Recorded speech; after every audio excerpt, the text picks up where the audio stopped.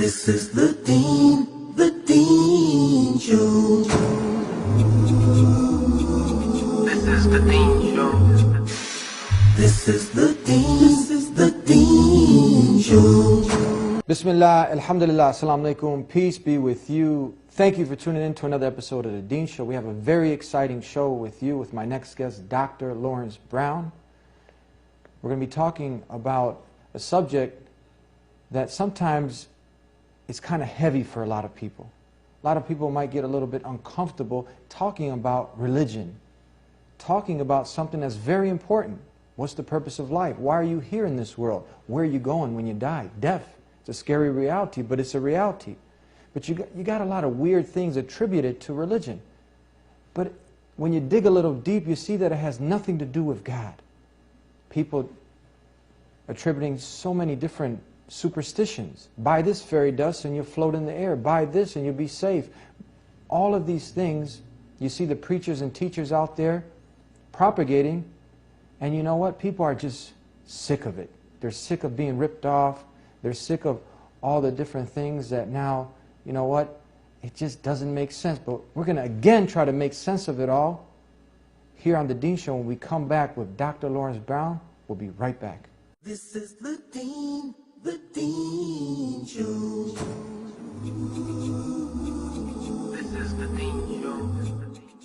This is the Dean Show. This is the Dean Show. This is the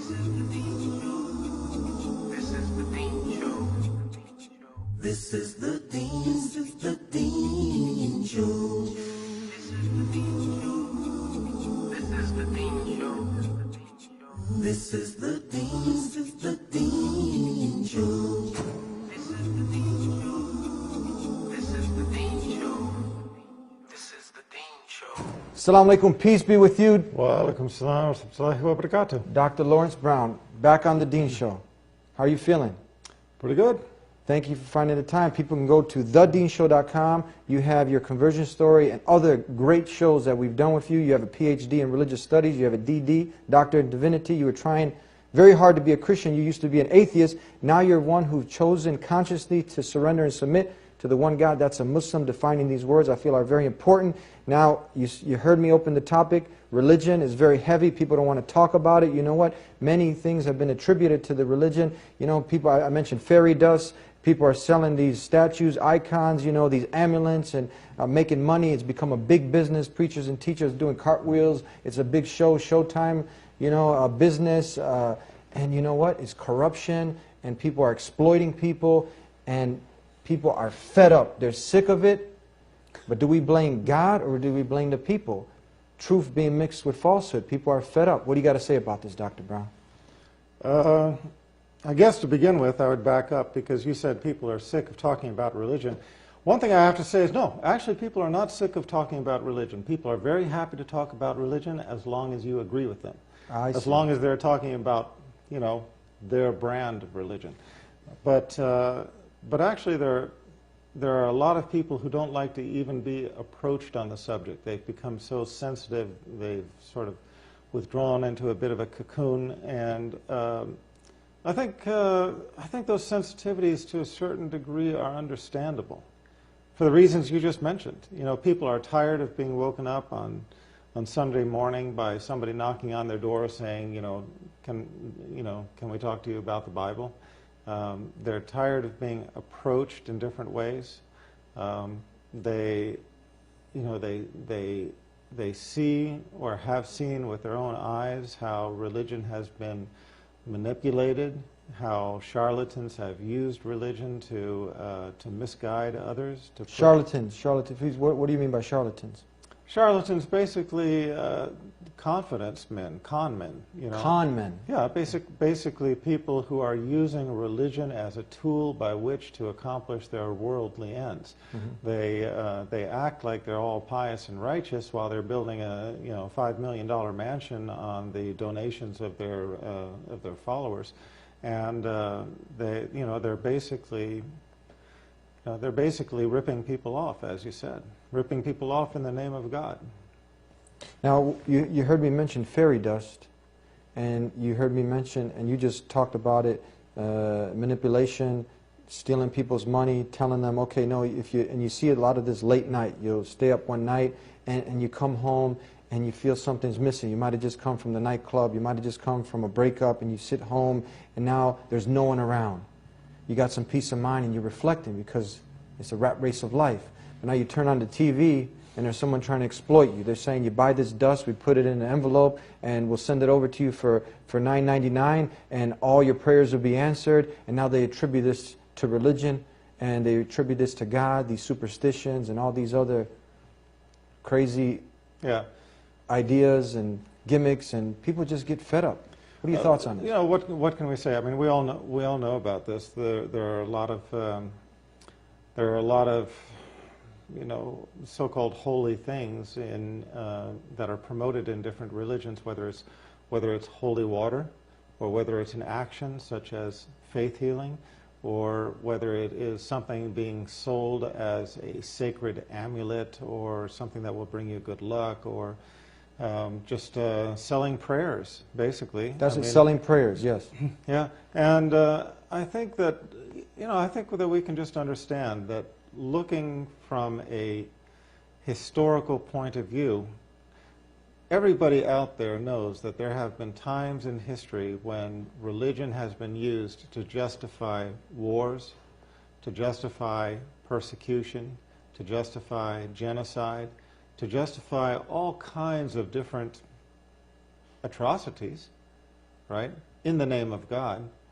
And yet, deep down, we know that these are not godly things. These things that were done in God's name were not godly things. Now, you might find some people saying, well, yeah, the medieval Inquisition, the Spanish Inquisition, that was a righteous thing to do because they have that mind point. That is in support of their religious views. But I think the vast majority of people would agree that, no, it wasn't. I mean, it wasn't.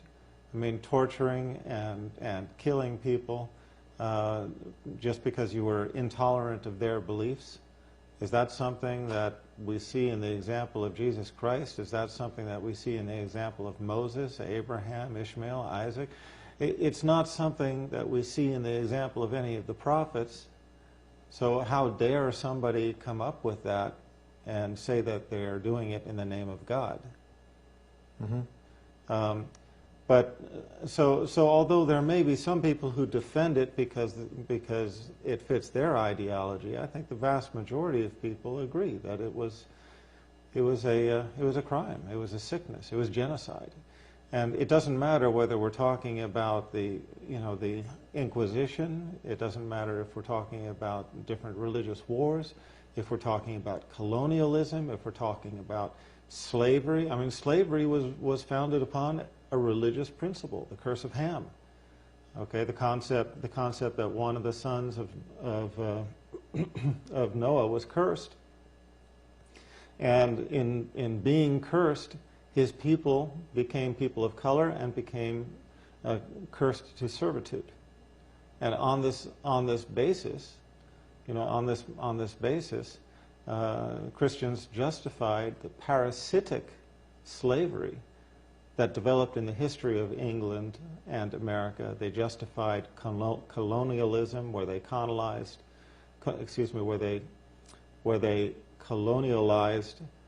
different countries where the natives were darker skinned than them, on the basis of the curse of Ham. Tell us, Dr. Brown, now, how should people approach this subject with your experience, even though someone might have left their child with what they presume to be a righteous individual, another child gets molested? You have an individual who took their whole life savings and they invested into this fairy tale dust. And now, you know what, they're really distraught. They don't know how to approach the matter because they've been let down. Should they give up, even though you have all these crazy things out there being attributed to the religion of the creator of the heavens and earth? That's really the crux of the matter. And the fact is, of course, they shouldn't give up. But I think what you see that a lot of people do is they kind of retract into their own private beliefs. A lot of people had enough experience getting sort of, hurt either physically or emotionally. Okay, the number of people who are actually physically abused by a man of religion are fairly few. But the number of people who have been emotionally abused, who have found that in the end the religion did not give them what they needed, found that over time they gave away a lot of their money, they gave away a lot of their effort, a lot of their time. They took a great deal from their life, but in the end they didn't get what they expected from the religion. They ended up feeling used, feeling deceived. That number is fairly large. Let's take a break there. We're going to continue on with Dr. Laurence Brown here on The Dean Show. I just want to say, very simple message. He is the maintainer. One of the beautiful things about our religion of Islam is the emphasis on direct ritual and prayer to God directly. There is no intermediary. The lights will go on after the party, and the party will end. It's very simple and very clear. There are no superstitious rituals, no strange incantations. Time is running out. We might not make it till tomorrow, and this is something that we need to think about. Back here on The Dean Show with Dr. Laurence Brown. It's always exciting to have you here in the studio. And we're talking about religion. Now, before we continue on, you know, people tune in are not yet Muslim neighbors and brothers in humanity. They tune into The Dean Show because they want to see what these Muslims are all about. So we know in Islam there aren't any strange incantations, no superstitions. We don't sell fairy dust. We don't want the people's money. We just want people to really reflect, what's the purpose of life? Why have you been created? And use the logic and reasoning that God gave you and ask God directly, direct dial-up for guidance. It's very simple. God's not a man or a woman. He didn't walk the earth. You couldn't take his picture. He didn't have a zip code. He's the one who created all things, but he's not what he created. It's very simple. It's very rational. So now tell us, in your experiences with these people who, again, they are, what you said, emotionally distraught. What advice do you have for them? How can they get past this and look past this to continue their quest for the purpose of life and why they're here on this earth? Right. Well, you know, here is what I think happens. A lot of people, they become so disappointed in religious institutions, they become so disillusioned that they basically retract into their own private beliefs. They go back to just saying, well, I believe in God, I believe in being a good person, I believe in the golden rule, and that's enough for me. I tried this, it didn't work for me. I tried that, that didn't work for me also. And then I tried everything in between, or whatever this person has tried in their life, it didn't work out for them. So they retract into their own personal beliefs, and that suffices for them. However, many people, when they are exposed to a religion that does not ask for their money, okay, it does not try to play tricks upon them, and it does explain what they have experienced up to this point. It does explain the disappointments. Why were you disappointed? Because of this. Why are there people misusing religion? Because of that. You know, how does misguidance fit into all of this? It has a role. Okay, there's a reason why misguidance is there, et cetera, et cetera. When you can make sense of this and show how the core beliefs, you know, the core belief being belief in God, belief that God had sent messengers over time, sent revelation over time, but that at the same time, with each stage in revelation, mankind corrupted it, and it's the corrupted revelation that remains in our hands in the Old Testament, in the New Testament, and so on, so that you can read these books, and the books of the Bible will not be completely satisfying, because you will find within them jarring passages that are contradictory or that teach things opposite to what we know to be the physical reality. If you can explain all this, explain how all of this happened and how it leads to the conclusion of the chain of revelation, how it leads to a revelation that completes God's revelation to mankind, and that does not have these disappointing fallacies, then then people oftentimes they will find this very refreshing. Before we get to that part that I really want you to elaborate on, tell us now, for the person who says, you know what, I do believe in God, I'm a good person, I just don't believe in following any organized religion. You hear a lot of people saying this. Sure. How do you answer this? You know, it's like living in a society saying, yeah, I believe in America, and I believe that there are policemen out there. I just don't believe in following the laws. Well, you can't do that. Our Lord is fair and just. The injustices of this life will be corrected in the afterlife. In the afterlife, we are all going to stand for judgment, right? Now, as I said, our Lord is fair and just. To establish justice, you need a few things. You need a judge, right? Yeah. You need a court, you need witnesses, and you need a book of laws, right? The court is going to be the day of judgment. The judge is going to be God.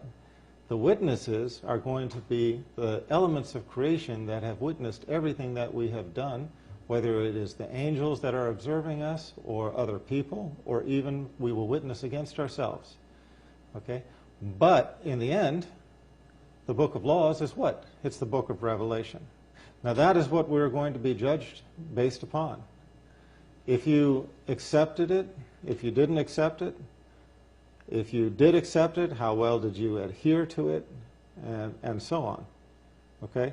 So you can go ahead. I mean, it's fully within your rights to say it's enough for me to believe in God and just to be in, you know, just to follow in the line of my personal beliefs. You can choose that religion if you want to, but the question is not whether we choose that religion, but whether God chose that religion for us.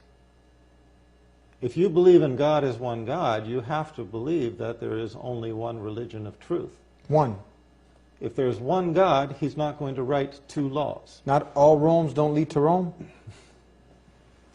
You know, I mean, it's just pretty obvious, right? I mean, you never open up a box in which you've just bought a TV and find two different instruction manuals, right? Yes. I mean, you never get pulled over for a ticket by a policeman and he says, well, it's, you know, which law do you want to follow here? The one that says speed limit 55, the other one that says speed limit is 60. It's one law. It's always one. Yes. Okay, there's always one law.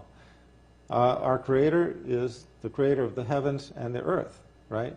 And he has written one, as he is one, he has written one law for mankind. Now that law may have changed over time. I mean, before Moses, people could have eaten pigs, and after Moses, the law came down not to eat pigs. In the time of Lot, incest might have been permissible. Afterwards, it was forbidden. You know, I mean, there are issues like this which are touchy, but you can understand how they changed over time. Okay, but the bottom line is in the same way that the laws in our society evolve. When I was a child, the speed limit was not 55. It was a lot higher. I can't remember, but I think it was even 75 in some states. Yes. Okay? So laws change with time, and in the same way, God adjusted the laws according to the capacity of mankind and the needs of mankind and the needs for to hold the society together. But the bottom line is not whether you like the laws, but rather whether God constructed those laws and whether you are following what he has bidden mankind to do. We know death is a reality. People don't like talking about it. Some people might tune off right now, but you know they love, I'm sure, what you're having to say, so they're going to, God willing, continue to tune on until we finish this show. But why is it so important to discuss these matters and to have an earnest desire to want to know the truth, rather than just continuing to work from Friday to Friday, from paycheck to paycheck, from nightclub to nightclub, living that life, and then you hit the grave and it's too late? Yeah. Saying, I'll figure it out then. Is it too late to figure it out then, or you need to figure it out now? No, when you die, it's over. When you die, your book of deeds closes. That's it. And what you have put forward to the afterlife is what you have put forward in this life. I remember one guy just telling me, well, if I get to the day of judgment and if I find out that I was wrong, I'll just look God in the eye and say, I'm sorry. Well, you know, if it is acceptable for mankind to apologize in the hereafter, if that is sufficient for salvation, what's the purpose of hell? What is hell there for? I mean, it doesn't matter if you're talking about Hitler or Stalin or anybody who has perpetuated the greatest atrocities in the history of mankind. They're all going to say, I'm sorry. But the question is whether that's going to be accepted. Okay? And what we're told by God Himself, what we're told by Revelation is that no. We are going to be judged based upon our faith and upon our deeds, and that book comes to a close when we die. It's finished. That's it. You got your shot right now. This is a sign itself. This is your chance. You're watching, listening. Is it making sense? We're not talking mumbo jumbo. We're talking about a thing that it just makes good old common sense. Think of this life as a test. Yes. And at the conclusion of the test book closes. You can't go up to the teacher after the test period and say, you know, I'm sorry, but I need to change something inside that test booklet. No, it's done. You had your time to study. And that book, that test booklet, is the period of our lives. And when it closes, the test is over. Based upon what you did in that test, you're going to earn your grade. And your grade is going to land you at whatever appropriate level of paradise or at whatever appropriate level of hellfire. May God protect us from the hellfire. We'll be right back with more here on The Dean Show. There's only one People often say to me, why have you become a Muslim? No, I give a very frivolous answer. I say, I want to be on the side of the angels. There's only one. Tupac is a guy, he's the #1 rap artist in the world. He sold over 60 million records worldwide. 60 million? 60 million. He was a young guy who had basically everything that some of the youth would think that life is all about. He had everything you can imagine. The Dean Show. I am not afraid to stand alone. I am not afraid to stand alone. If Allah's by my side, I am not afraid to stand alone. I am not afraid to stand alone. If Allah's by my side, I am not afraid to stand alone. I am not afraid to stand alone. If Allah's by my side, I am not afraid to stand alone.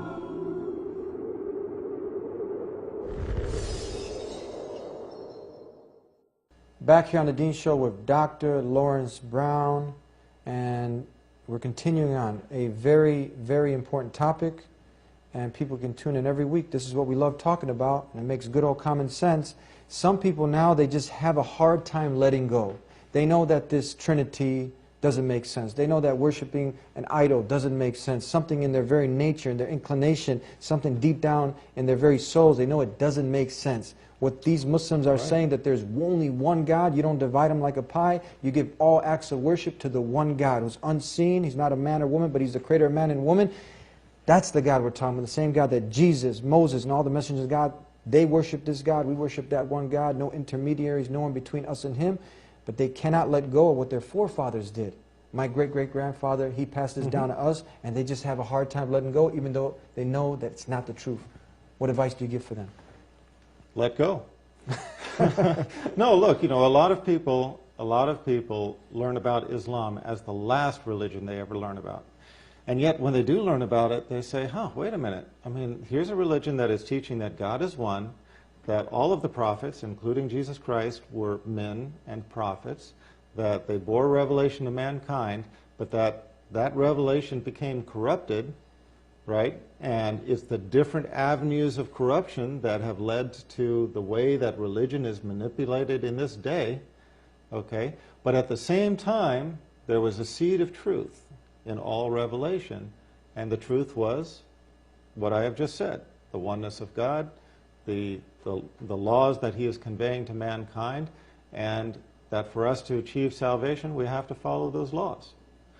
But as you said, many people are afraid to let go of what they're holding on to, because they fear that by letting go of it, they will be left without a backup, so to speak. They won't know where to go next. Kind of like a backup parachute when you're jumping out of a plane? Yeah. Now, okay, this is like the story that we were talking about actually earlier today. Yeah. And just for the viewers, this story was about an acquaintance of mine who was on a parachute jump. He had a monitor by which he could hear the jump master, because, you know, it's very noisy, so you have to have an ear monitor.